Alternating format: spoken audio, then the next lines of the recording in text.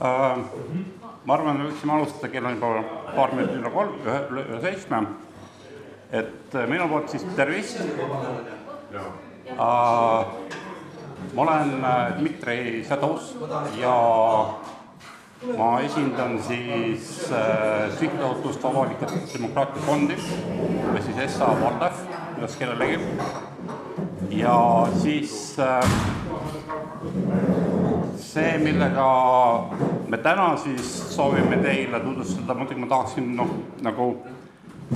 ongi see, et siis vanadest veeteedest ja siis veesõidukitest. Ja enne kui ma alustaksin tegelikult, äkki me teeme seda, et me tervitame tegelikke Kalevi, kes selle õhtu meile võimaldasid. See on siis meie kallis Hardi Nigulas ja Aivar, kes tegelikult, kui nemad poleks seda praegu ettevõtmist, mis on, me oleks hoopis kuskil mujal ja hoopis teisi asju teinud ja muid asju. Ma tahaks, et äkki me plaksutame neile, sest tegelikult nemad on selle õhtu.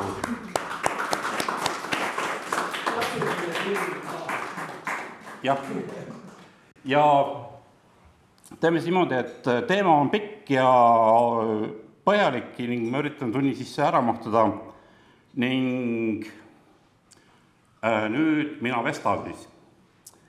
Ja teemad, mida me täna käsitleme, on väga lihtsalt, näiteks Dniprost leitud tammjastest.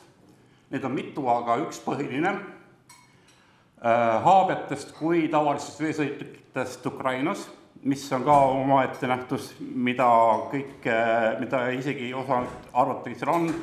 Siis Kahhovka hüdroelektrijaama õhkamisest, mis tegelikult tekitas selle olukorra, kus me oleme situatsioonis, et me saame üldse täna siin koos viibides rääkida sellest. Ning kiilrekirjadest, kuidas tammjased ja siis teised veealused sealt välja tulevad selle pealt. Ning sellist asjast nagu Tohtjas, Mokša Suudne ja siis Nidumari Suudno, mis oma väga tähtsat sisu laevanduse ajaloos ja siis just nimelt ugrilaste sellisest osast. Ja me räägime ka venedest, aga see on puhtalt sellest vene poole pealt kui haavi edendusest, ehk siis mis ta on ja kuidas ta välja näeb. Küll aga me ei saa rääkida vene sisust või mõiste sisust, sest see eeldab täiesti omaette teemat siin. Ning juhul, kui meil jätkub aega ja võib-olla on soov, et me võime rääkida veel veealuste kasutamisest ajalisest mõõtmest inimlaste poolt, ehk siis need, keda meie teame eksisteerinud või eksisteerivad või siis nii-öeldes meie kõrval olnud inimlaste puhul, kuidas see asi välja näeb.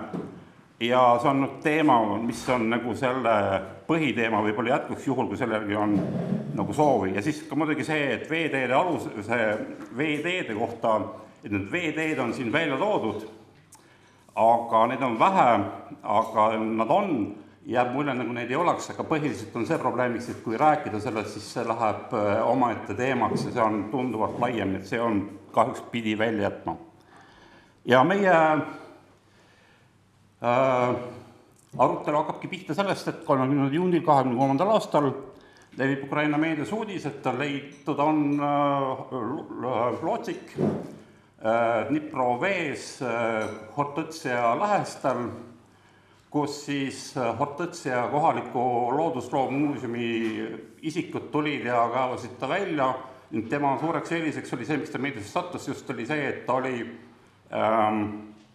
ühe päevaga välja kaevatud, konserveeritud, õigemini pakindatud ära konserveerimiseks ja viidud siis Hortõtsia selle loodusloomuuseumisse sisse. Ja siin on näha, kuidas nad siis võtavad siin tükkide kaupa selle siit välja. Ja siin on siis üks selline huvitav asi, nagu seal oli kiilkiri peal, mis tegelikult on ka üks põhjustest, miks ma täna siin olen, sest ma seda teemat käsitledes olin Aivarit nagu torkinud ja Aivar ütles, et tema ka väga hästi ei saa aru, kus see tükk peab olema ja edasi. Ja siis sellest arutelust meil tekkiski nagu kontakt ja sealt kontakti arendades me siis jõudsime sinnamaani ja mõtlesin, kuule äkki ma natuke räägin sellest, mis seal oli. Ja siis ma ütlesin, et kuule see koht, kus vas rääkida on täna. jah, ja kusjuures ma arvan, et siin on veel palju põhjusi, miks näiteks Soomaa ja Piesta kuusikuaru on üldse koht, kus seda teemat üldse käsitleda. Nii, ja teade selle kohta, et selline tammes on leitud, tegelikult tuli hulga varem, mis võimaldas siis selle Hortetsia loodusloomuuseumi isikutel siis valmistada ette. Ja siis paremalt on näha, kus siis kuskil põlvest saati või puudest saati vees on liivakehandisse sisse vajunud siis see tammes.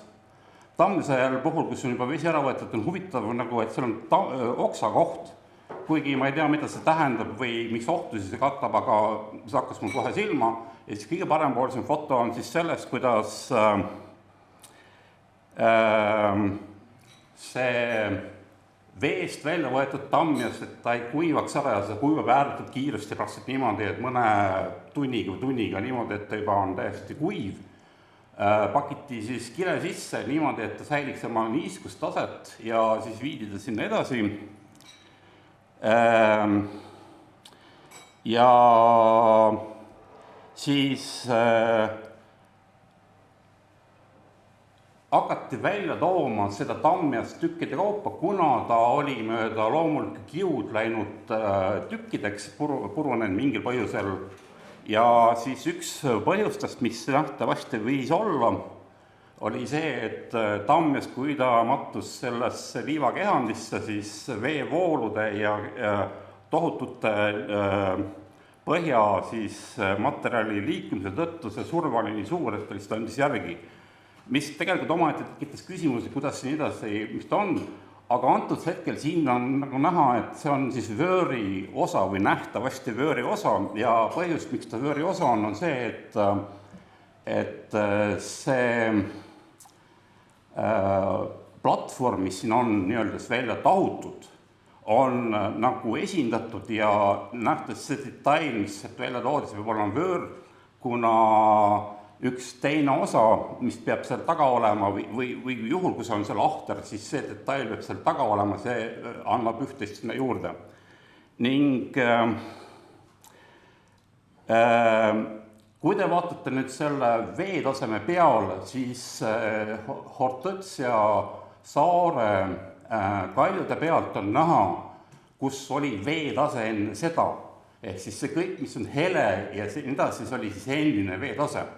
Ja selle veetasemega siis on niimoodi, et kui see poleks langenud, siis seda haabjast või tammest poleks jällest mitte kunagi kätte saanud, isegi kui teda oleks tuvastatud mingil põhjusel.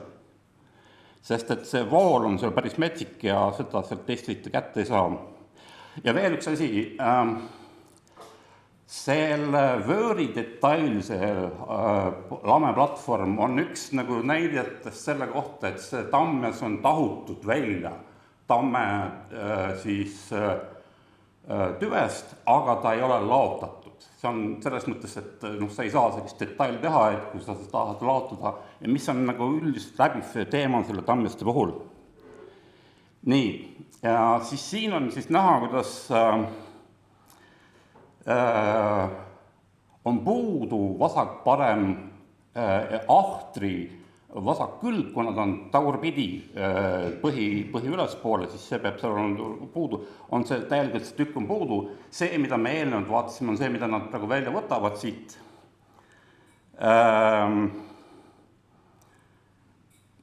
Ja siis selle väljakaavamiste üheks huvitavaks osaks oli see, et see oli väga hästi ette valmistatud. See on võib-olla üks paremini dokumenteeritud üldsegi, see oli see veesõiduki väljakaevamine üldse Ukrainas, sest neid on veel rohkemgi olnud, aga lihtsalt kuidagi uudist künnist see pole ületanud.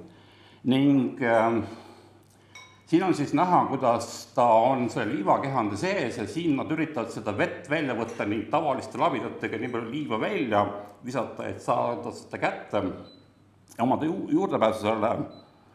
Ja üks asi, mis jääb silma, on see, et see tammes nähtavasti ei ole tõrvatud.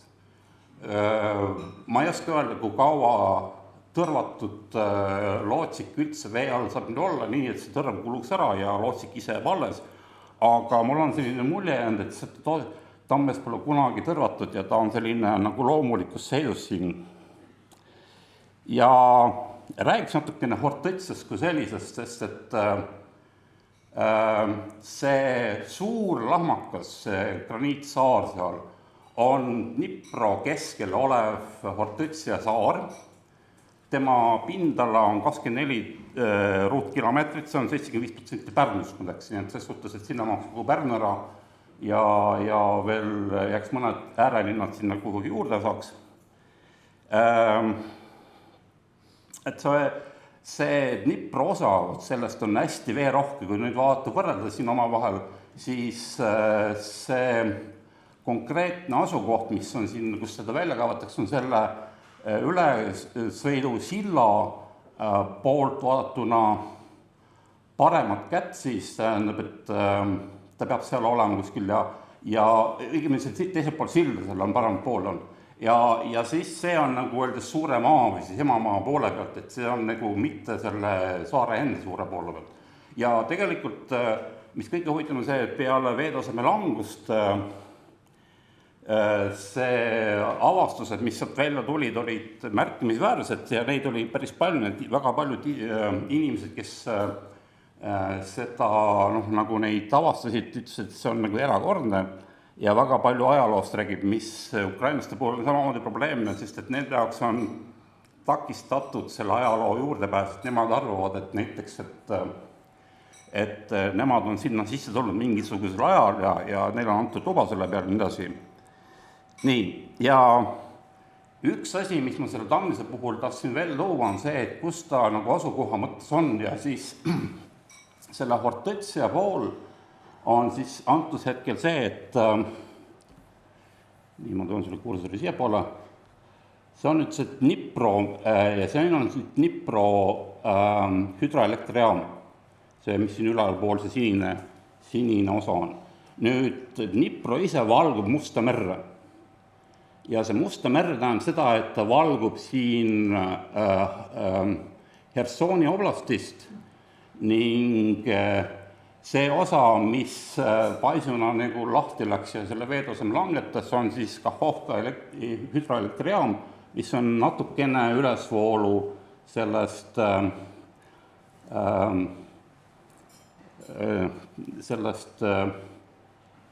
osas siin ja see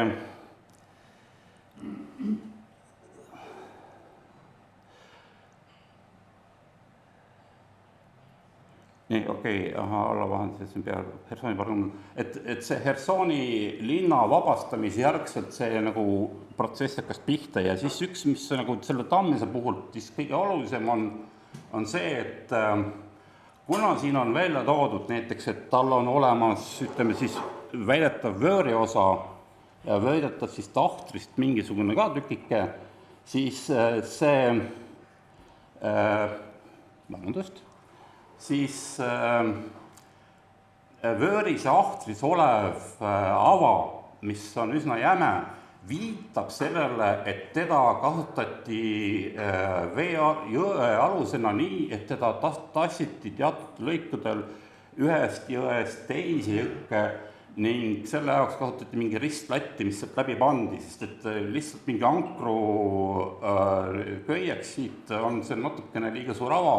Võimalik, et ma eksin, aga selline mulje jääb, et see võis olla ka lihtsalt ristlati tegemiseks ja üks põhjus, miks see mulle kõige rohkem silma jäi, oli see, et siin on kiilkirjakirjad peal. Ja see on esimest korda, kus ma näen kiilkirjakirjasid vee alusel kantud ning muidugi kuna mul on olemas sõnastik, kuidas neid tõlkida, siis ma üritasin seda teha ja ma peaksin ütlema, et mul alles õnnestus see esimest korda tõlkida õieti niimoodi nädal aega tagasi, et selle jaoks mul kulus terve aasta. See üldse ei ole lihtne töö kui selline. Aga rääkides siis sellest Tammest endast, siis tema pikkuses 6,7 meetrit, laius oli siis 0,8 ja parras oli 0,5 meetrit, ehk siis ta on nagu selline paras, ma ütlen nagu lootsiku taoline asi ning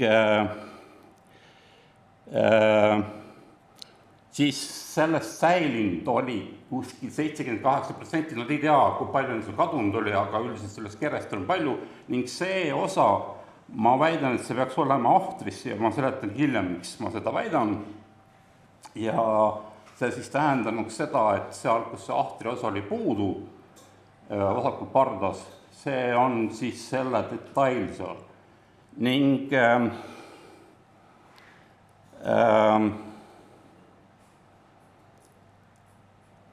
kusjuures üks veel märkus, siin on nagu öeldud seda, et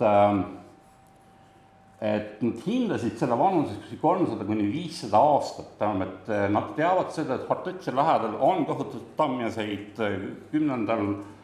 ja siis 14. sajandil sellel vahemikus.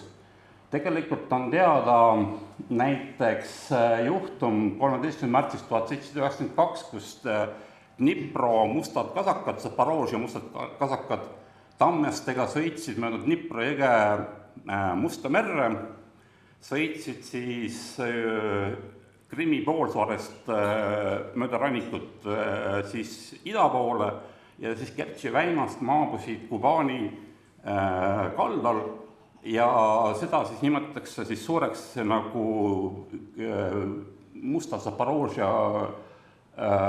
nende kasakate reisiks ja seda nad tegid just nimelt tammjaste pealt, seda on teada, et see on toimunud.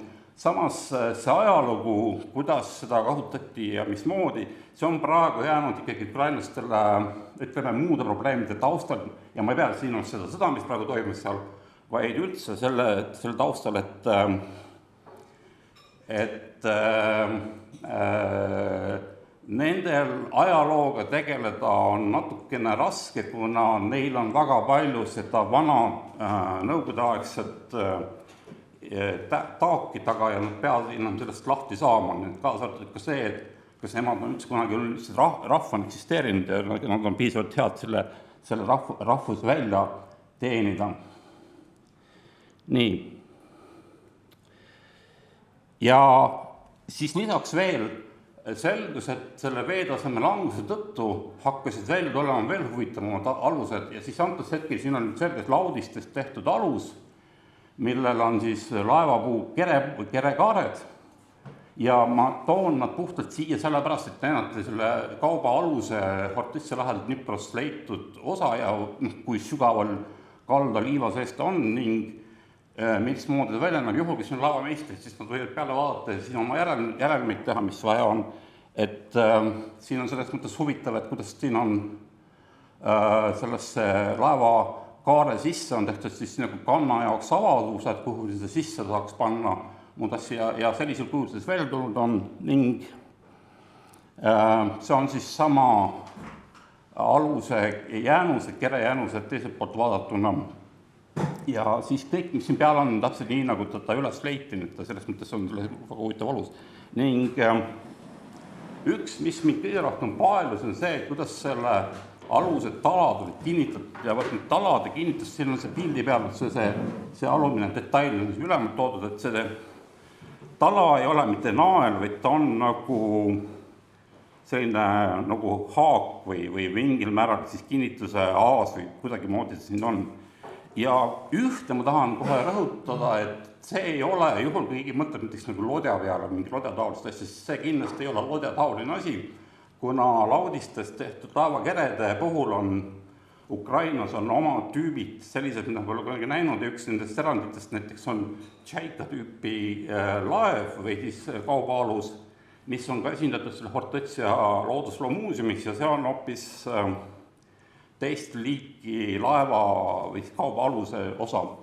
Ning see, mida nad leidsid üles, nad väidavad, et see on 10 meetrit pikk, vähemalt 4 meetrit lai, väikse sügisega lameda laevakerega, eks ole, märkimisväärne kandavõime, ütleme nii nagu lodja kõik, aga tegelikult ta on hoopis oma.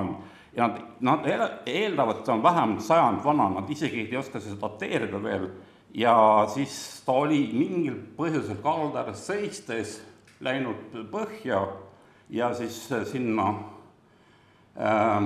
Dnipro jõe tohutute vooluste tulemusena siis kattunud paksu sellise liiva alla. Ning rääkides nüüd üldse tammest edasi, siis kõige kuulsam, kõige vähem meediakära saanud ja kõige kuulsam nendest on 2015. aasta Stõrr jõe tammjas, kus 2015. aasta selle põua tõttu Stõrr jõgi langes veetase nii palju, et nad vaatasid, et huvitav, et meil tuleb jõe selle põhjast tuleb mingisugune puupakk välja. Hakkasid seda uurima, selgus välja, et nad üritasid seda välja kavata ja kavastasid 3,5 meetrise kanali selleks, et kätte saada. Lihtsalt see kanal juhtus olema siis liiva kalda seljandiki, siis umbes 5 meetri kõrgune või sellisel moel. Ning see tammjas on unikaalne üldse kogu Ukrainas, seda pole kunagi varem leitud ja tema pikkuseks mõttes on 12 meetrit, nii et siin ongi see, et mina olen harjunud nägema tamme, mis kasvab laiusesse, ma ei ole harjunud nägema tamme, mis kasvab pikaks, sirgeks tüvega puuks ja siin on see näide olemas, et ta on olemas.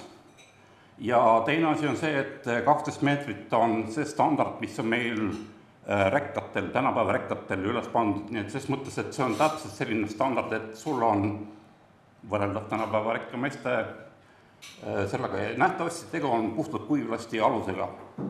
Ja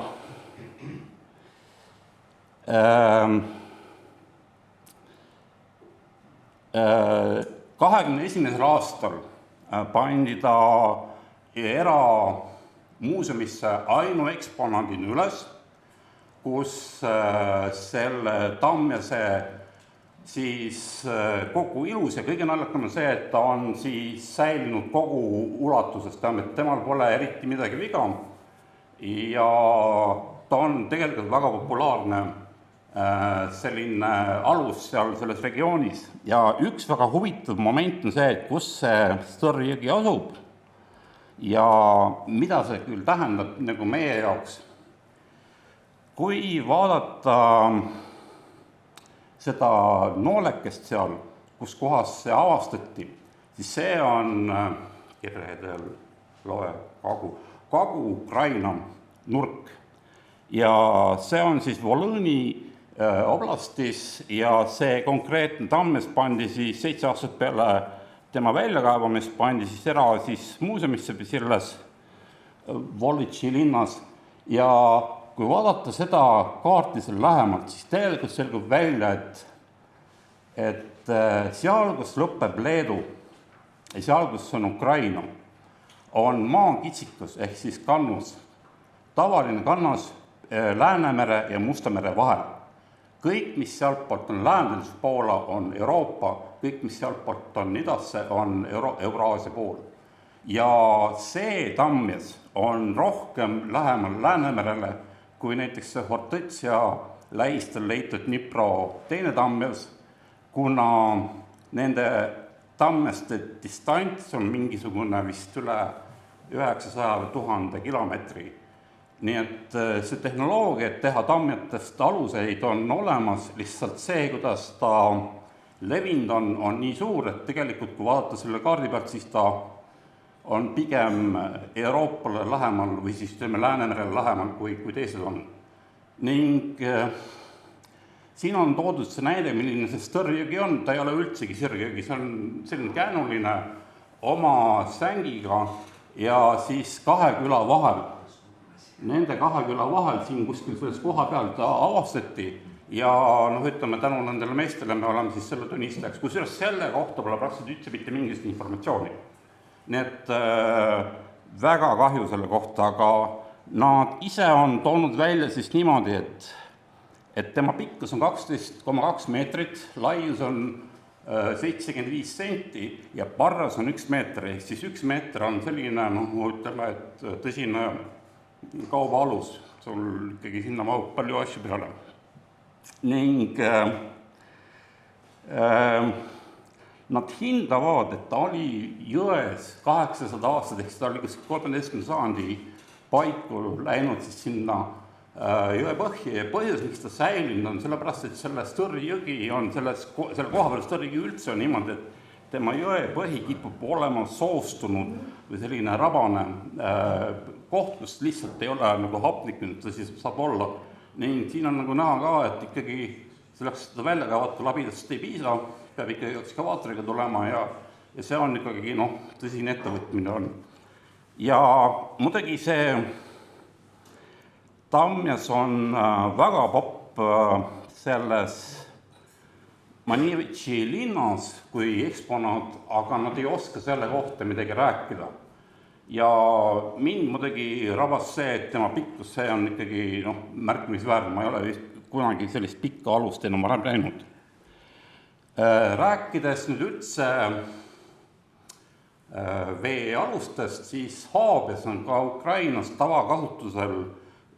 kasutuses täiesti tavaline nähtus. Siin on näiteks 23. aasta aprillil, 18. aprill Tšernigivi regioonis Haabia kasutas suurvee ajal. Tšernigiv on siis niimoodi, et kui vaatata Ukraina peale, kus on Kiiev, ja minna siis kagu poole, sinna Venemaa poole, siis Tšernigiv on just siin üleval pool nurgas. Nii et me oleme praegu siis Kesk-Ukrainas olnud, Kagu-Ukrainas ja Kirde-Ukrainas olnud ja see on nüüd puhas Haabias sellisena, nagu meie seda tunneme. Ja siin on siis isik, kes seda kasutab, me isegi ei tea, kes ta on, lihtsalt see uudistas, kes läbi ja ma tegin sellest ülesvõtte, kuna meie ekraani tõmmis tegin sellest uudist, et Tamjase kasutamine või Haabiase kasutamine tavatingimustes on täiesti tavaline nähtus teatud regioonides ja inimestel kipub ikka olema oma lootsik selleks. Nüüd, kui me räägime üldse asjaoludest, mis viisid selleni, et see veetase langes sellisel kujul, siis me peame rääkima siis 6. juuni 23. aasta tulemusest, kus Vene armee lasi lõpuks õhku Kahovka hüdroelektrijaama, mida nad mineerisid koheselt, kui Ukraina armee suutis vabastada Hersoni regiooni kuni parema kaldani.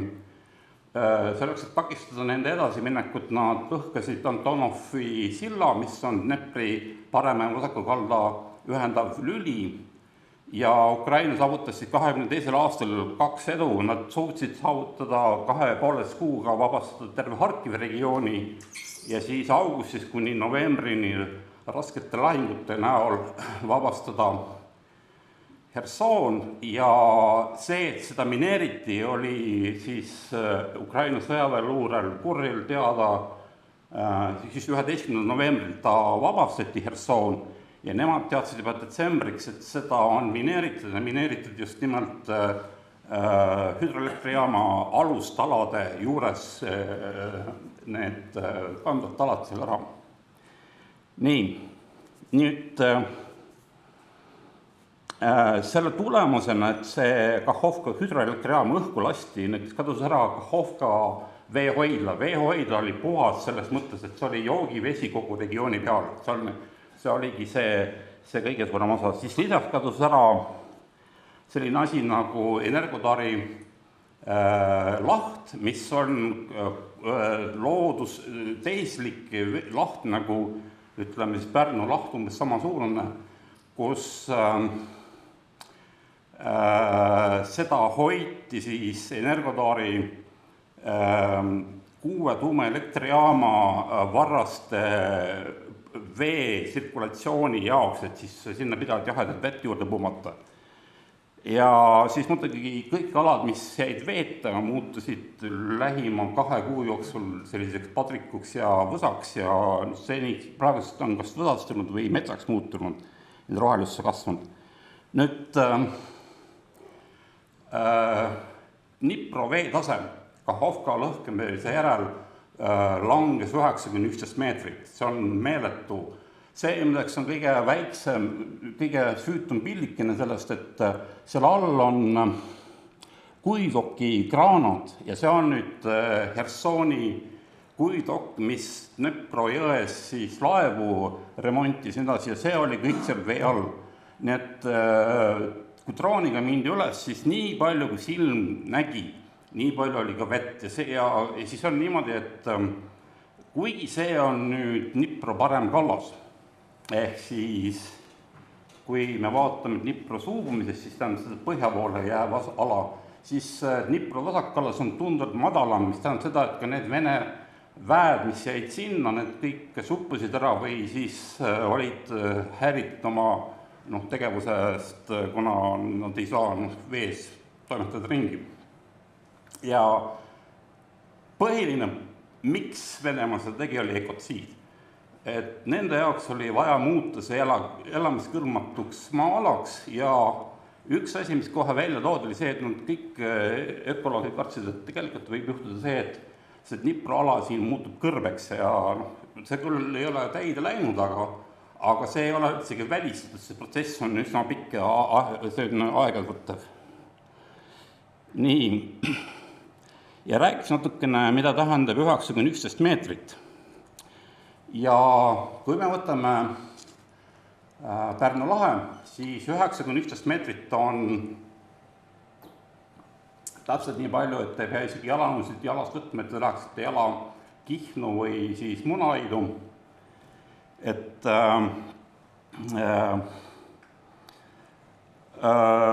see tähendab ka seda, et mitte ainult see, et kaob ära Pärnu laht ja kõik sellega seotud majandustegevus, kaob ära kogu pärandkultuur, ehk siis selline asi, nagu siin on olnud, et haabetega minnakse Soomaalt merd mööda Tallinnasse sellised merepäevadele, see hakkab minevik olema. Kõik Soomaa jõed, mis suuvad kuhugi Pärnu suunas, muutuvad kuhugi, ma ei tea, Magevee lombiks seal nähtavasti, ning Muhu, või siis vabandust, Kihnu ja Munalaiu põliselanikud nähtavasti peaks mingi 5 või 7 meetris plangu enda saare ümber panema, kuna äkitselt peale tulnud huviliste mass on nii suur, et nende pärandkultuur satub ohtu ja neid ootaks nagu ees sama saatust nagu nende ugrilaste omad, kes lõid aluse Kreta saare kultuurile kui sellisele. Nii, ja kui tulla nüüd Dnipro tamme juurde tagasi,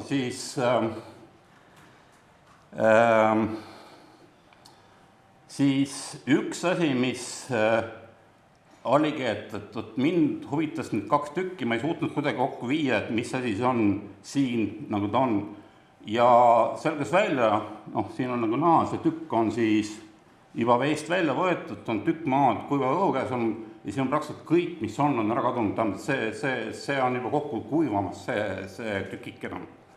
Ning mul pikka aega läks aega, et mõista, mis pidi see detail peab üldse asetsema, ma ei tea isegi, kuidas see tammes välja näeb kui lootsik, mis natuke tegi asja keerulisemaks,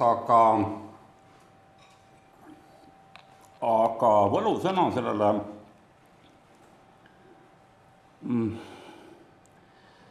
oli see, et kui ma võtsin ta kätte ja pöörasin ta ringi ja siin on nagu näha siis 2 sama detail, eks ole, vahega, et on äsja veest välja võetud, need paar tundi kuiva käes olnud, siis selgub välja, et siin kiilkirja kirjeldus on toodud siis mingi sõnum, mida selle lootsiku omaniku või siis omanike ringi esindab ja selgub välja, et ta ongi selline nagu sündinud ringi kondaja. Ja siis rääkides kiilkirja kirjadest kui selliselt, et ma teen hästi lühidalt, siis siin on tegu palindroomiga ja palindroom on see sama asi, et kui mul on kiri, siis palindroom on selle kirja täpne koopia, pööratud koopia, ehk siis teisõnu, kui mul on näiteks see kiri on mul seda viisi, siis tema palindroom on see, et kui ma pööran teistpidi, see on see palindroom. Ja kuna siin on veel lisaks teine kiri sees, siis need kokku moodustavad liitkirja.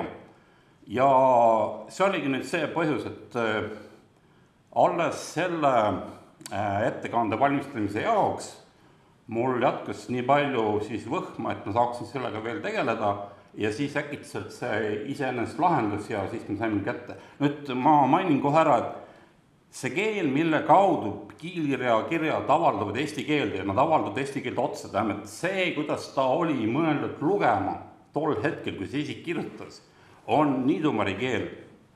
See on selles mõttes, et see ei ole seotud mitte midagi meie idaslaavi hõimu esindajatega ega mingil viisil, lihtsalt see on nende keel. Kuidas seda tõlkida, ma ei hakka siin üldse sellesse minema, see on sedavõrd omamoodi keeruline teema. Ning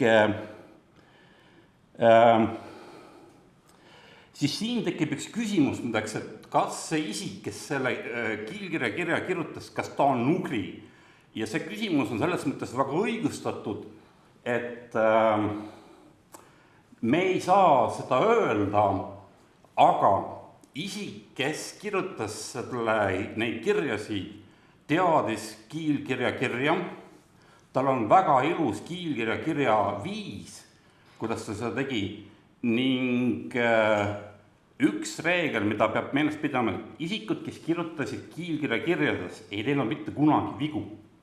Ja see on nüüd selline nähtus, mida peab võtma sellisel kujul, et kui te näete kuskil kiilkirja kirjades vea, siis te peate eseks tõendama see endale, et see on viga.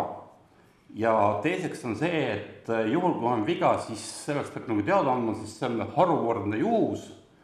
Ja väga tihti on niimoodi, et kui te ei saa sellega hakkama kiilkirja tõlkimisega, siis lihtsalt te ei oska seda teha, seal on nüansi, mis on.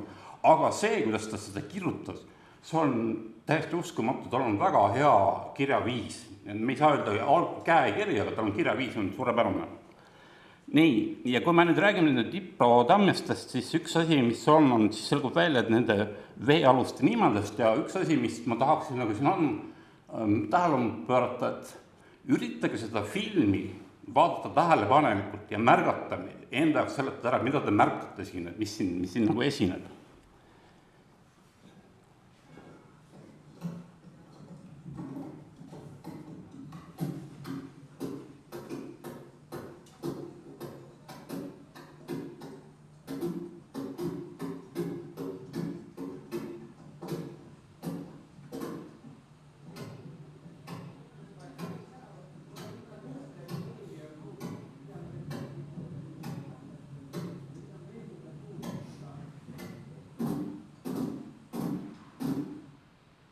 Nii.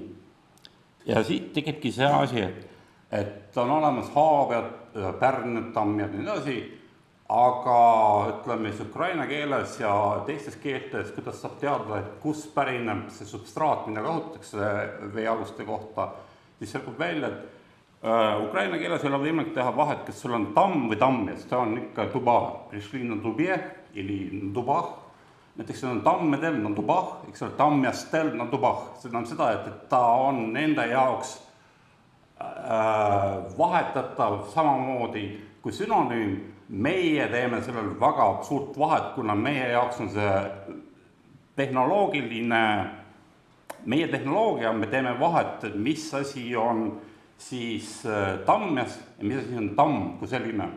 Ja selgub välja, et ka sellised asjad nagu aluslotsik ja paat või tšoven, kui ukrainakeelne mõiste on siis nagu üks ühendav lüli, aga meie teeme vahet, kas meil on alusega tegemist lotsikuga või paadiga, ukrainlaste jaoks on see üks ja sama mõiste. Ja nüüd tuleb siis välja sinna mõiste, et neil ei ole võimalik, küll võite öelda, et see on nagu tammes, eks ole, tuba või siis on pärnes, neil ei ole pärnet ühtegi, ma olen näinud seal, haabes üks oli, aga nemad olid tuba ja nad veel lisaks tubale ütlevad, et see tšovan dovbid või seal, mis ta on, ja kui nüüd seda haabest või lossikut tahutakse, siis tahumise käigus, seda toksid, eks ole, siis ongi see tegemise nimi toksimon dovbid, eks ole, selline.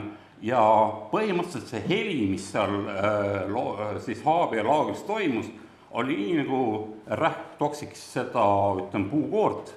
Ja sellest tulenevalt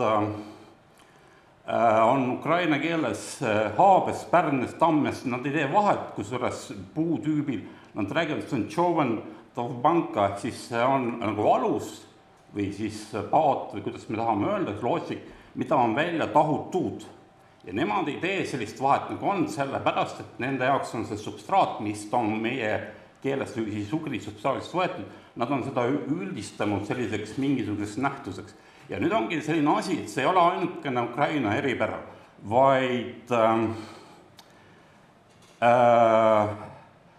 hästi kuulsad Põhjamaa meeste laevad, mida nimetatakse klinkeralusteks või laevadeks, eks ole, on just toodud välja, see klinker tähendab seda, et kui sa taod siis vastu laudiseid ja neid kinni siis metallist või rauast naelaga, siis tekib see klikk heli, siis tegelikult kõik laevatüübid, mis on seotud ehitusheliga, on mingisugune tuletis sellest substraadist, mis parasjasti oli kuskilt kellegi teisest võetud. Nii et näiteks me võime väga täpselt öelda, et näiteks, et laudistest tehtud laevakered, näiteks Põhjamaa meestelt on üle võetud ugrilaste poolt või ugrilaste sellel teemal, ja seesama Tavanka või see tahumise pool või siis lootsik, tahutud lootsik, see on puhtalt selle tehnoloogia, kõrvaga kuulmise tehnoloogia nagu üldistamine, nad isegi ei uuri, millega tegu on või mismoodi seda nimetatakse. Ja siis see oleks nagu see sissejuhatus selle, mis nagu edasi hakkab olema, et mis asi on üldse haabias kui selline ja kuna ta sündida saab. Ja haabia puhul on siis eripäraks üks see osa, et haabia saab välja tahuda ainult künakirvega ja künakirves on siis see kirves, mis on tehtud rauast, kuna raud on esimene metall, mida on võimalik teha tera selliselt, et sul ta ei ole sirgel. Kui kivikirve puhul või siis pronkskirve puhul või siis vastkirve puhul sul see tera võib olla sirge, sa ei saa teha seda kõveraks või selliseks erikujuliseks, siis künakirves on see võlutöörist, mis võimalust teha, ja me võime raudselt öelda, et haabia sünd kui selline, see mõiste haabia kui selline sünd on rauaaega jääb, sest et ilma selleta ei ole võimalik seda luua. Nüüd ma mainin praegu ära, aga ma ei hakka siin tõendist tooma, see on ka omaette loeng. Ugrid on sellise asjanduse nagu meie tänapäeva mõistest metallurgia, esmaloogiad. Kõik ugrirahvad oskasid valada vaske, teha pronksi ja valdasid raua ja ka metalli siis tööd, eks ole. Nüüd selles mõttes see on, ja siin on olemas ka teatud näited selle kohta, aga ma ei hakka detailisse, lihtsalt võtke see teadmiseks. Või kui see on asi, mis ütleme, on raske uskuda, siis lihtsalt laske ühest kõrvast sisse, teisest välja, et sellest ka piisaks.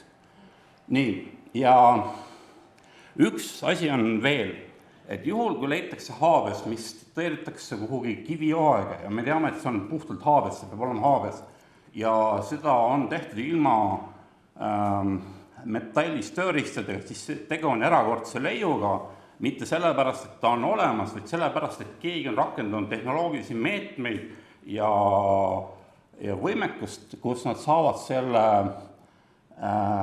haabiasse välja tahuda ilma selleks tööd lihtsustavat tööriistade olemasoluta. Ehk siis teesõnu mineviku inimesed olid piisavalt targad, et leiutada tehnoloogia saavutamaks oma tulemusi ilma, et nad peaksid tuleviku inimesi rahuldama selleks, et lihtsalt mul ei ole kivikirve, künakirvest ma ei saa haabiat teha, eks ole. See on nagu üks asi. Nii. Siis ruhi on nüüd näiteks üks selline nähtus, mida on võimalik tahuda välja kivikirvega, ainuke vahe on haabiasega see, et ruhi on alati pool seda tüvest tehakse. Kuid üks asi, mida me ütleme siin käsitlemata, on näiteks pronksi ja vase ajastu põhjusel, et see on keeruline teema ja üks asi, mis näiteks selle vaseajastu suuremaid tehnoloogilisi saavutusi on valge vask. Ja kui keegi praegu mõtleb, mis asi on valge vask, siis näiteks teie toruliitmiku kollast värvi see detail, see on messing ja messing on valge vask. Ja kui nüüd mõtleme, et vaseperiood kestis umbes 3,5 aastat või natuke siin ja tänna, siis on kuradi pikk maa ja kui võtta veel see, et me oleme, kui kaugel me neist oleme, siis tegelikult see tehnoloogiline saavutus, mis tollal leiutati, on tänapäeval kasutuses, lihtsalt meie lähme poodi ja ostame selle ära.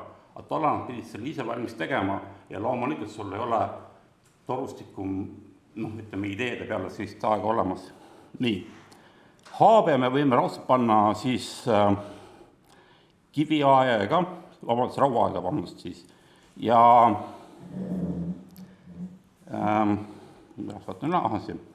ja siis tekib üks selline väga huvitav selline nähtus, et kuidas on võimalik, et meil on olemas Pärn, Tamm ja me oleme siin Jass lõpp ja siis on Haavias ja Pärnias ja Tammias ja siis nad on äkitselt ongi veealus olemas, eks ole.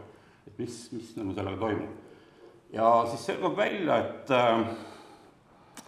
et see Jass lõpp, mis meil reeglina käib veealuste mõistete lõppu, see võib olla mis iganes siis nimisõna on selle ees ja see Jass lõpp on siis nagu veealusega, siis Jass on selline kiri nagu Iaš.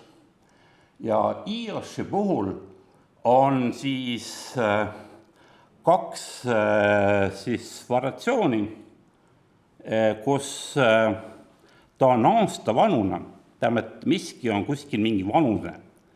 Ja teine on see, kus ta, kui veesõiduk on ujumas, veevooga kaasa minev, eks ole, nii edasi. Ja selle aasta vanune aastana on selline huvitav nähtus, et ta on olemas Aleksander Heintalu raamat, Vigala Sessi raamat Estide hingestatud ilm, kus ta toob välja asjaolu, et eestlastel oli kombeks panna lapsele nimi alles tema 1-aastase saamise ajal.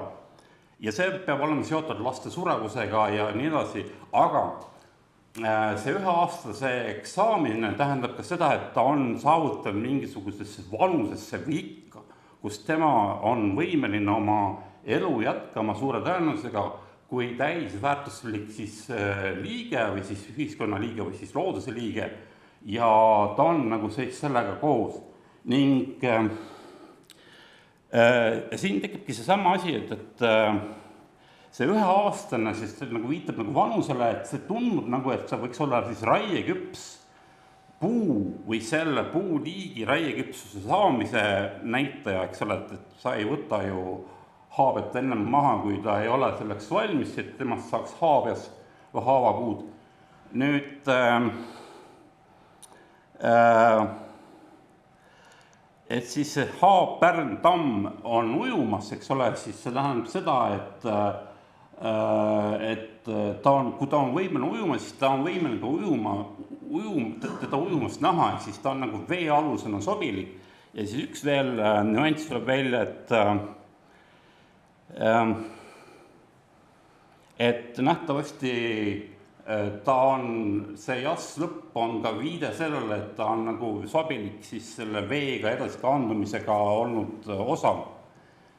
Nii, ja siis ma siis, nii, teeme siin.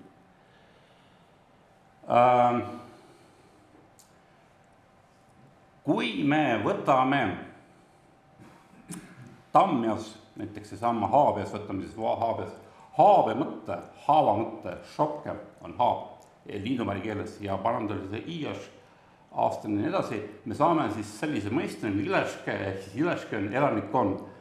Ehk siis teisena selgub välja, et haave tegemisega on see seostunud elanikkonna tekkega ja elanikkonna tekke ongi mõiste, kus jõgede äärsete külade ja siis muude kohtade, kus selle haabega sai käidud, hakkasid tekkima siis elanikud või siis läbikäimise tulemusena võis nimetada neid kui elanikkonnaks mingiks tervikuks osaks.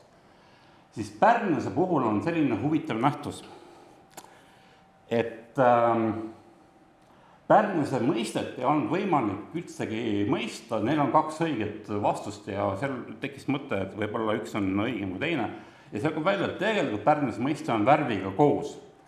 Aga vastuse, lõppvastuse või õige vastus tuli siis, kui sai kuulatud Aleksander Oolepi, siis haavemeistri Aleksander Oolepi 66. aasta Eesti Raadio intervjuud, kus ta muuseas mainib ära, et Pärn on isegi parem lootsiku ehitamismaterjal kui Haab, kuna teda on kergem töödelda, ta on parem puit ja nii edasi, aga ta teab ühe nüansi välja, et selle Pärna puu puhul on see, et kui sa seda tõrvad, siis ta imeb paremini tõrva sisse.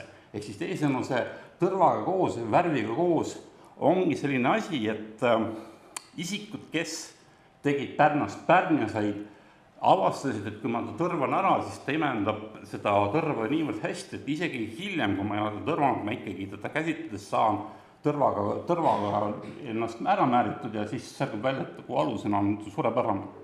Ja Tammjase puhul on see, et ma ei oska seletada ära, mis see jamu tähendab, ehk siis teisena, kas see tähendab siis seda, et tammepuust lootsik on selline, mis imendab vett tohutult sisse, või siis tamm selleks, et kasvada saaks, tahab tohutult suures koguses vett endale üldse kasvamiseks. Ja üks asi, mida ma olen täheldanud, et tammjaste puhul neil ei kasutata tõrva või ei tõrvata neid. Ja see on asi, millest ma ei oska seletada, aga ma lihtsalt toon selle faktina välja, et sellisena nagu eksisteerib. Nii. Ja läheks siis nagu edasi, üks kuulsamaid lootsiku tüüpe on siis rohi.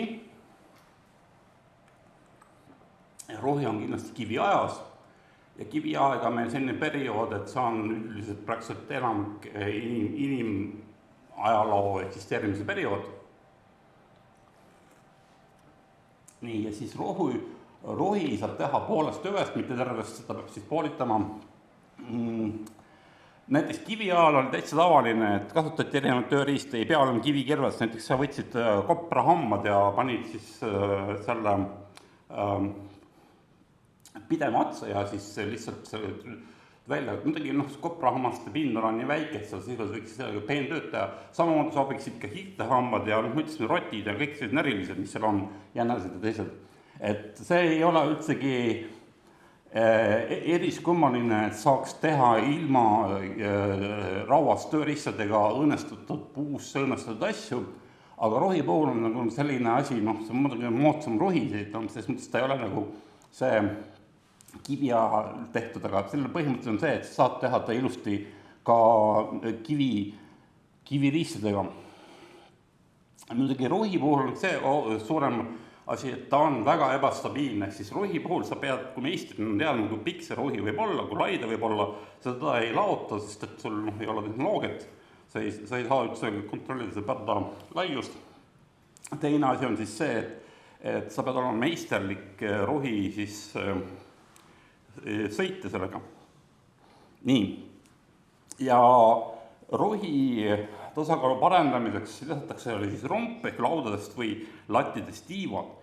Ja siin on siis nagu näide 20. sajandi, vist oli 10. aastatel, siis Okeania saarestiku rahvastik ääretult pika rohiga, mis on tegelikult lihtsalt üks väga pikk õõnes puutüvi, meil on pandud siis tiivad lattidega külge, selleks, et nende stabiilsust parandada ja me siin lugesime ennem kokku, et me saime, et siin on 8 inimest seal peal, ehk teisena, ma ei tea, minu arust on nagu marsruuttakso umbes, et väga palju siis, kell on ka nii palju,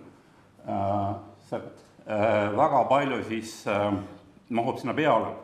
Ja see tehnoloogia on sedavõrd kaua püsinud ja levinud üle maailma, et tegelikult me oleme rohidega üsna palju liikunud ringi meredes ja meredes ma võtan ikkagi mitte lihtsalt saarestikku, vaid ka ületan ka suuri veekogusi näiteks ja rohi puhul on näiteks see, et kuna rohe ja küna puhul tekib selline, meil on ka eesti keeles, kus me ütleme, et küna kui selline aegunud sõiduvahend, siis selgub välja, et rohi on olnud alati esimene, et rohest on tekkinud siis muud derivaadid ja rohe mõiste sisu on see, et on alasti katmata lahtine või vaba, ehk siis teisõnu nagu nagu siis siin nende puhul on näha, et nad on aastased, seal ei ole ühtegi elementi, mis kaitseks vee eest või siis lainetuse eest, või lihtsalt see, et sa oled võimeline selle vahendiga sõudma siis ühest kohast teise ja ruhe sarnasus künaga tekitab selle küsimuse, et kas on näiteks võimalik, et küna oli mitte sõidukõlbulik ruhe, siis vastus on ei, sest et küna tuleneb, see mõiste küna on eesti keelde üle tulnud sellisest mõistest nagu unka, ehk siis lapselaps, ehk teisisõnu küna on ruhe siis tulem või siis sellest tuletatud ja see tehnoloogia, mis võimaldas teha ruhe kui sellise valmis, sattus mingil ajal suurtemate masside kätte ja tulemuseks see, et küna kasutati kaugelt enne, kui tekkis üldse loomapidamine või põllumajandus, mingi selline, künal oli mingid omad kindlad funktsioonid, mille jaoks seda rakendati ja see oligi siis nagu selle ruhe siis tehnoloogilise veesõiduki edasiarendus ja tavalise inimese kättesaadavaks tegemine. Nii, ja kui minna nüüd veel kaugemale, siis on olemas selline mõiste nagu jaal. Ja see on konkreetne kiilkirjakiri, jaal, või siis jalg, eks ütleme niimoodi, ja seda eesti keel tõlgis jullaks. Ehk siis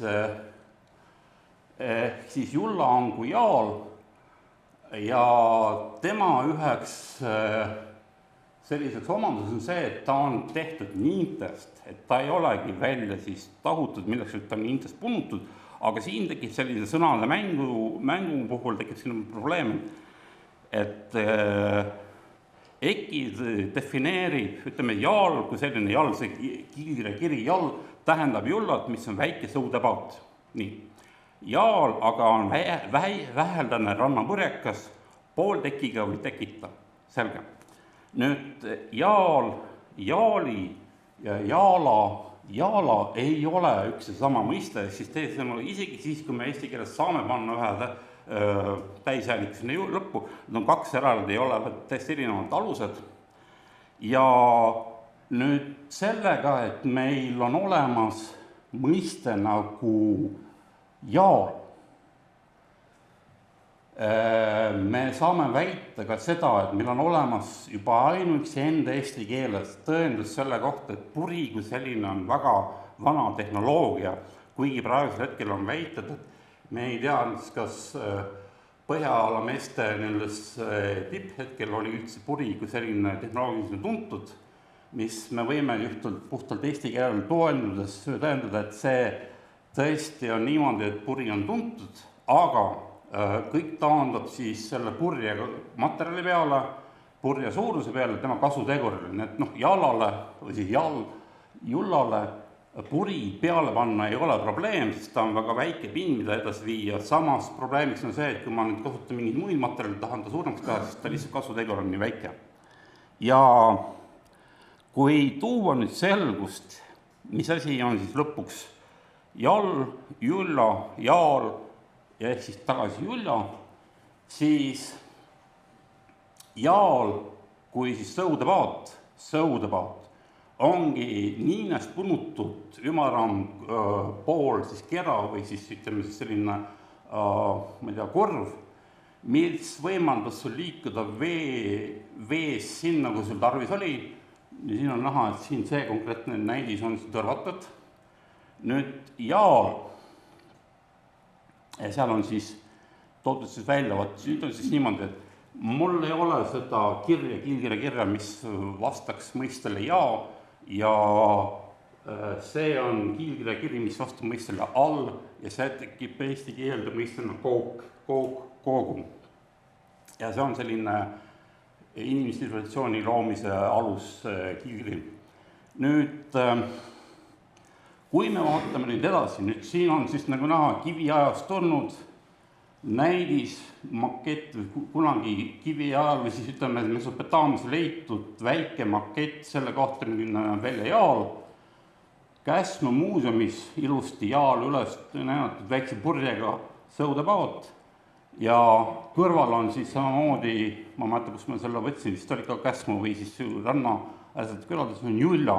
Ja Julla on sõna otses mõttes ei midagi muud kui sõudepaat, pisikene sõudepaat, millega saad mööda merd rannikuäärsetes osas liikuda. Ehk teisõnu, meil on olemas kõik see substraatse mõiste eesti keeles olemas, lihtsalt meil on olnud probleem mõiste lahti, kas see, millest me räägime, vastab siis sellele, kus ta on olnud, milline see laevatüüp on, see alustüüp ja nii edasi ja kuidas ta välja näeb. Nii, ja vot siin ma tahtsingi välja tuua kaks asja, et mis asi on jaal, jaali ja jaala, jaala, siis see ongi see, et see on jaal, jaali ja jaala, jaala, kusjuures naljakas on see, et vaatame selle, et need on täiesti erinevad asjad, neil on üks ühine omandus, need on purjega ja nendel kere on madala parrasega, aga lai. Tähendab, selles mõttes ta on mõeldud kauba vedamiseks ja kaubaga toimetamiseks. Nii, ja kui me nüüd rääkisime, et jaal kui selline või Julla selline on niinest tehtud, siis selgub välja, et niin kui puidu aluskoor on sedavõrd vana tehnoloogiline asi, et sellel on olemas oma kiilkirjakiri. Ja seal on siis toodud siis selle niinest punnutud korv, mis on siis, me ütlesime, et see on jall, eks ole, või Julla. Siin on näidatud tänapäeval, praegusel hetkel Aafrikas elava hõimu puhul, kes kasutab niintest tehtud riided, mida on siis kokku määritud siis saviga, et see teha siis ilmastikku kindlamaks. Tänapäeva mõiste siis impregneerimine, mis see on seal. Ja antud hetkel on siin siis väidetavalt, ma ei oska seda kinnitada, et see peaks olema siis vanim leitud niintest punnutud kangas. Ning üks asi, mis ma tahan välja tuua, on see, et pilliroog ja pilliroost aluste tegemine peaks olema niine tehnoloogia edasi arendus, kuna ta on selliste, selle hulka kuuluv, aga see on väga spetsiifilise piirkonna mingi osa.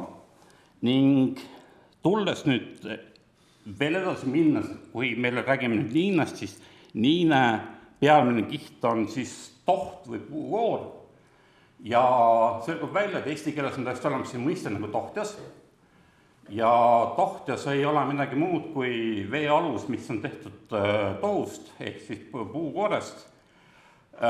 Selle kohta on väga spetsiifilised jäljed peavad ja puu peale jäämine, sest seda on, ütleme, lihtne leida jutumärkides, aga siin pilli peal on selle sajandi alguses, see on siis Austraalia 53. aasta ringvaates tehtud üles lõik, kus kohalik maarahva esindaja tõi talle pildi, kus ta näitas, kuidas nemad kasutasid tohtet ja tohte puhul on siis see, et see on punase kummipuu koorest välja lõigatud vastavalt siis, lähed sinna, märgid ära, kui palju see vaja on, selle koor, mis erinevalt siis lotsikutest ja haabetest mitte ei laotata, vaid koolutatakse üles, et tema kuumutamisprotsessi käigus sa koolutad ääred üles, mis sa tekitad temas sellise võimaluse, et ta on sul siis parrasega osa. Ja selgub välja, et toht ja mõiste kui selline on ka maksadel olemas ja siis on olemas selline asi nagu suud. Ja suud ongi siis selline mõiste nagu puukoor või toht kui selline, aga maksa keeles suud näe ja näe lõpp on siis selline, kus see on helitavalt või siis nagu räägid sellest asjast kui mingi pisikesest väiksest esemest ja siis eesti keeles peaks siis suud näe olema kui tohtekesena või tohtekesene ehk siis teisõnad on siin veealus ja see tohtja tegemine on viinud sellise tehnoloogia areneguni nagu kanuude tekkimiseni, kus kanuu on sisuliselt mis tahes tohu või siis naha kinnitamine mingi tugiraamile ja teine asi on veel, mis tehakse, on tohtjatel on see, et neid õmmeldatakse kokku, et sa ei pea kuumutama, sa õmbled kokku ahtri ja vööri osas, et seal tekivad pardad ilusti selle kohta. Nii, ja veel üks väga oluline asi, et kuigi me räägime tohtjast ja see on täiesti eesti keeles olemas see mõiste ja selle tohtja puhul siis šüm, iaš, ehk siis seesama šüm on see puukoor ja iaš on siis see meie jass lõpuline, tekib sellist kaks asja, et kas ta on nüüd ühing, ettevõtete ühendus või selline, mida me tänapäeval mõistame kui mittetulundusühingud ja fondid ja mis iganes üldsusele mõeldud asjad.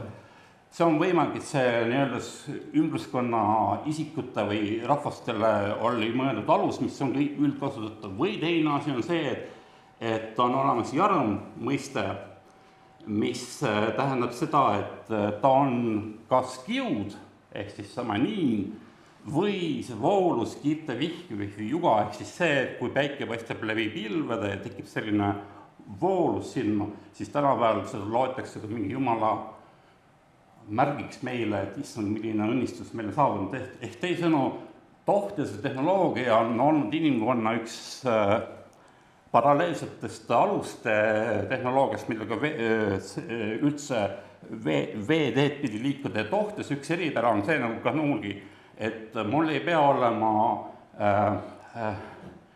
ühepikkused, mul võivad olla katmendlikud veeteed, ma võin seda võtta lihtsalt kaela selle tohtjas ja minna teise veetee peale, siis sealt edasi liikuda, kui mul seda vaja on. Nii, ja sellest tohtjasest tuleb välja, et on olemas selline asi nagu länge muksa keeles ja länga ei ole midagi muud, kui meie mõistest nagu niinekiud. Ja köit põnuda on näiteks ongi länga, näiteks sa põnud viinekiust mingisuguse köit ja see ongi see länga, mis võib olla sellele, et länga ja lõng on eesti keeles ja maksa keeles on omavahel seotud, seda tuleb nüüd eraldi veel vaadelda ja ma ei tea, aga antud hetkel siis ma lihtsalt nagu näidiseks, et see nüüd on Austraalia maarahva esindaja, kes põnud niine kiudes kokku endale köit ja tema köie põnumise eesmärk on see, et tema tahab siis järgmise päeval ja ülejärgmise päeval, ta selle ütlebki, et ta veel ei tea, minna ja siis teha oma tohtjasest siis puu alus sellega, et ta lihtsalt õmbleb siis need vööri ja ahtri osa kokku niimoodi, et ta on siis kohe laevatatav. Nii, ja tekib siis selline üks huvitav asi, et kui nüüd vaatad, miks me räägime kõikide ujuvate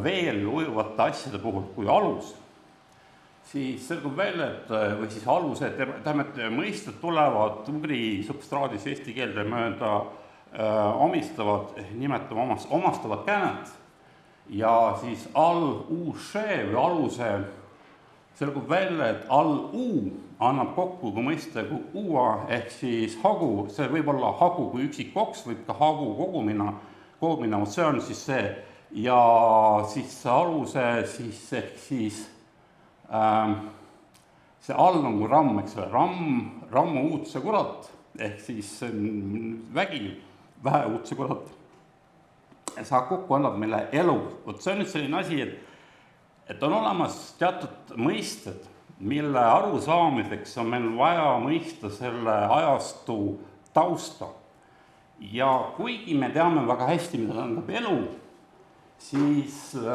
ma ei oska seda tausta niivõrd hästi lahti seletada, et ma saaksin praegu kindlalt väita, mida see tähendab.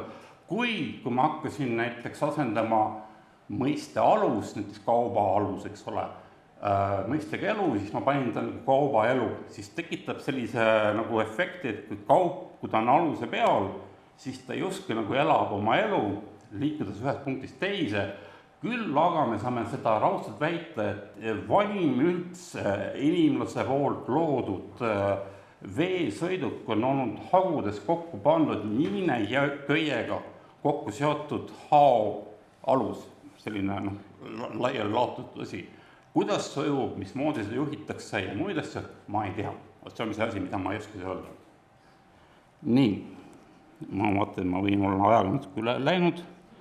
Ja me oleme üsna lõpus ja me jõuame nüüd haabete juurest ja aluste juurest nüüd venede juurde ja venede puhul on selline asi, et vene on Haabias, Tammias või Pärnias, millel on pandud plank sinna peale. Ehk siis selle jaoks, et planku sinna kinnitada, meie praegu arvame, et see võis olla metallist siis haakide või muude asjadega, selleks tekkis see klinkertehnoloogia mõiste. Nüüd kõrval selle üle on Arrajärve Haabias, mis tegelikult peaks olema vene. Ja ma tahaksin veel siia toonitada, et selle Haabial, see Arrajärve või selle venel taga on Ankruköie koht. Ja kui vaatame Ankruköie kohta, siis see on väike auk.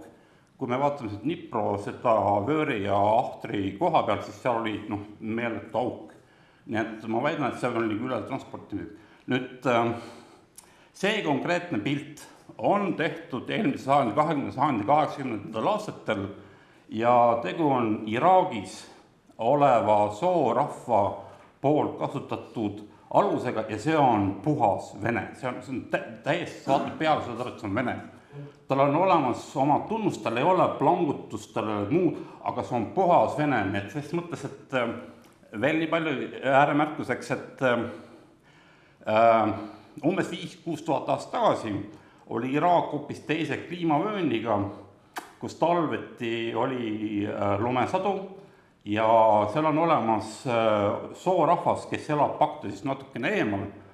Ning kui te vaatate Saddam Husseini poolt keemiarelvade kasutamise episoode, siis üks oli siis nende soorahva puhul 86. või 4. aastal, ma võin eksida praegu arvuga, et nad olid talle allumatud rahvakild, aga eestlastel on Iraagiga väga pikk ja väga ammune seos, mida ma ei oska praegu isegi veel tuua, aga ma võin raudselt öelda, et meil on seal oma pärandiga midagi olnud. Ning see vene, mis ma siin näen, on minu jaoks nagu fenomenaalne nähtus. Ning kui nüüd selgus välja, et Dnipro tase langis nii palju, siis lisaks sellele Tamjasele, mis leiti Hortitse kõrval, siis sellele laeva kaartega, kerekaartega osa leiti ka puhas vene, sõna otseses mõttes puhas vene, kus on lootsiku selline ja lootsikule on peale pandud parras, veel plangutatud parras siia juurde. Ja lootsikul on siis vajalikud augud siin tehtud, milleks need on, ma ei tea seda, võib-olla räägib keegi teine. Ja selle kohta puudub mis tahes informatsioon. Lihtsalt on toodud pildid ja öeldud, vaadake, me leidsime seda. Ning selle vene siis paremast poolt vaadatuna on siis seal äärmisel poole peal on siis tema 3D mudel ja siis on see pilt. Ja siis on näha, kuidas lootsiku peale kantud parrasel on ilusti puuritud augud. Puur on üldse väga vana asi, et sest mõttes see ei pea olema sööda tavalise käsipuriga.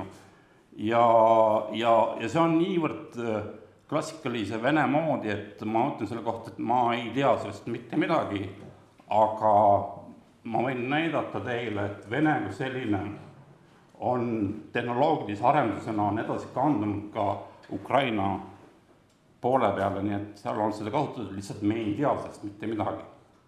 Ja tegelikult oleks see vist kõik, mida ma tahaksin rääkida täna.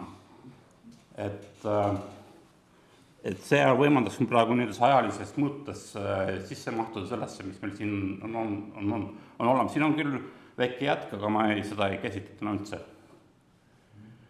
Nii. Aitäh. Kas mõttes on salvestada ka, sa paned selle kuskile üles seda või? Oma sihtasutuse lehel, aga ma ei tea, kuidas, kuna ja mismoodi. No kunagi, jah? Jah. Me saime hakkama siin. Suurepärane, ma juba nägin ja kusjuures, kui sa oleks teinud, siis ma praeguse hetkel ma taosin, ma ei oleks seda üldsegi selle peale tulnudki, et seal oleks niimoodi on. Aeg on nagu kõvasti üle ka, et lihtsalt võib-olla tänaks siis aplausiga. Ma tänan.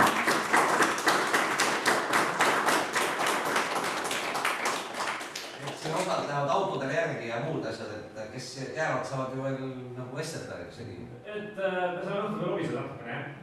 Palun. siis on küsimusi, nagu ma arvan, need on üldiselt kreatiivi küsimused, mille rahva võib-olla iga vaadata. Ei, selles mõttes, mõtleks selle kohta niimoodi. Tähendab, et kui te nüüd arvate, et ma teile rääkisin midagi erakorralist sellist, et midagi sellist, et ma tean hästi palju, siis see on pinnavirvendus. See on absoluutne miinimum, mida ma üldse suutsin siia kokku panna. Ma arvan, et siin on inimesi, kes teab minust kordades rohkem. Kuid näiteks seesama see Aleksander Oolepi näide, et ma mäletan, kas see oli siis Aivari lehel või kus ma seda nägin, ei, see oli Soomaa YouTube'i kanalil, ma lihtsalt selle käigus sattusin kogemata peale ja siis ta nagu muuseas Valdo Pandile mainibki, et tõrvata ka on lihtsam seda Pärnust ja Pärnus on parem materjal ka nii edasi. Ja siis ma seda kuulasin ja mõtlesin, et kuule, oota. Ja siis ma paningi kohe, läksin tõrvaga koos, sest seal oli värvi koos. Kui sa ütled tänapäeva inimesele, et kuule, et ennemuised inimesed teadsid, mis see asi on värviga koos, nad ei usu sind. Teine asi, sa ei suuda seda endale ka seletada, mis ta tähendab värvi. Värv on hästi tuntud, see kivi ookrikust teha värvi ei ole üldse probleem. Kestab 10 000 aastat, ilusti kallijoonised puha. Aga see selgitas mulle ära, mis asi on Pärnes ja Pärnes ongi see, et Pärnese nimi tuleneb sellest lootsiku omadusest, mida, kui sa tõrvad, ta lihtsalt jääb sinna külge. See lihtsalt tol hetkel, kui see substraat tekkis, talle anti selline omadussõna, aga eesti keelde ta on üle tulnud niimoodi, et meie mõistame Pärnes kui täiesti enesestmõistetavat asja, mis on vee alus, eks ole, ja vaata, kui ma seda tõrvan, väga hästi imeb sisse. Selles mõttes, et see on nagu keele normaalne areng selle vahega, et me saame nüüd kuskil tuleviku inimesena järjepidevalt järjest minna sinna taga. Ja see ongi nüüd ka see sama asi, et ei ole lolli küsimus, sa võid küsida näiteks täiesti lolli küsimusi, aga kas see on näiteks, kuidas veel tõsta, et see on ugriga seotud või ugri näiteks tehnoloogia muu. Ja mõtlen selle kohta, et mul on nii palju materjali välja jäetud, et aga okei, teeme siis niimoodi, et kaks asja veel, et siin on üks paber ka, kes ei ole veel kirja pannud, aga loeb kuulas, pange siia allkiri, see on teine paber, mis oli see matkapaber. Ja siis kes nüüd on söönud ja ei ole maksnud, et ärge siis unustage, et maksta selle toidu eest. jaa.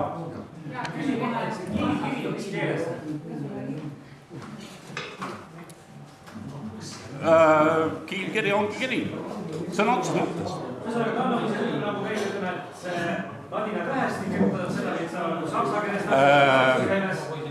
Kiilkirja kiri on üks tüvisõna. See on sõna, see ei ole häälik ega midagi, see on see. Ülekastud tähenduses, et ma võin seda siis seda kiilkirja lugeda tänapäeva prantsuse keeles ja nagu saksa keeles? Ei saa, näiteks sa ei saa prantsuse keeles saksa keelde mõistet tüng üle tuua. Kiilkirjas tüng on täiesti reaalselt eksisteeriv asi, tüng on kandev osa, küü on nurgakivi. Nurgakivisi on 5 tükki, sa ei saa prantsuse selgitada, mis asi on tüng. See ei ole, sa võid talle üritada seda teha, aga see ei õnnestu. See on kubli maailma ugri või jaa, kiilkiri on ugri. Näiteks ei ole olemas see asja nagu sumerit. See on täiesti välja, see on 19. sajandi Briti aristokraatide poolt välja mõeldud mõiste, mis ei eksisteeri. Kiilkiri või ugri, need on 2 erinevat asja. Ei, kiilkiri ja ugri on üks ja sama asi. See on põhjamagraam puhtal kujul. Jah. Mul on sõnastik, mis koosneb umbes 5000 lausest, kiilkirja kirjadest ja mõistetest tõlgitud, et mul on ses suhtes, et ühesõnaga me räägime selle teemal edasi väga palju. Küsimus veel, et juhul kui keegi siin teist leidub, kes tahaks saada selle kiilkirja kirja sündinud ringkonda ja särk, meil oleks sihtasutuse poolt meil juuli alguses, me loodame sellega valmis saada. Kui on soovi, ma oleks väga tänulik, et selle endale märgistate, me toome teile. Me arvutasime, et see võiks olla 40 € selle hinnaks.